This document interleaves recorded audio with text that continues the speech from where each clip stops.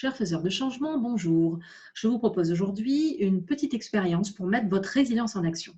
La résilience est cette capacité qu'on va développer suite à l'avènement d'un événement douloureux qui va nous mettre à l'épreuve, de rebondir, de nous adapter et de conserver ou de retrouver plutôt un niveau de fonctionnement au moins égal à celui qu'on avait avant le choc. Certaines personnes pensent qu'on va retrouver, même on peut retrouver un niveau supérieur à celui qu'on avait avant.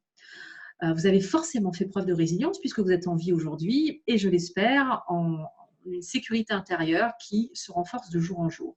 L'objectif de cette expérience résilience, c'est de commencer à travailler notre résilience.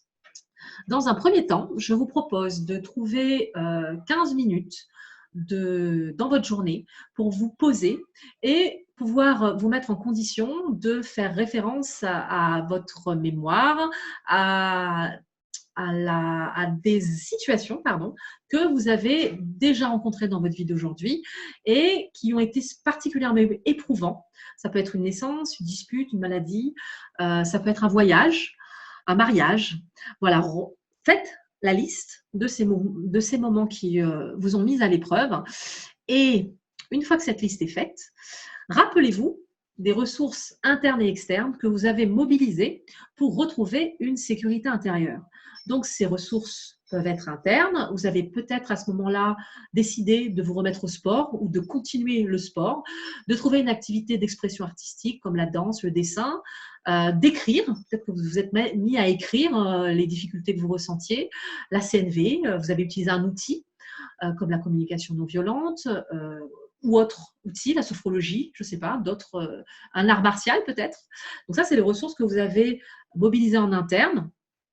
Et en externe, est-ce que justement, pour sortir d'une période difficile, vous avez pu compter sur votre conjoint, c'est un enfant qui vous a aidé à vous en sortir?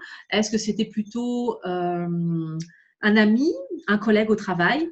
Donc, l'idée, c'est que vous en avez plusieurs des ressources. L'exercice, c'est de reprendre la liste de moments difficiles, de coups durs, qui ont jalonné votre parcours, votre histoire, et de focaliser votre attention sur les moyens, les ressources que vous avez déjà déployées pour vous sortir de cette situation.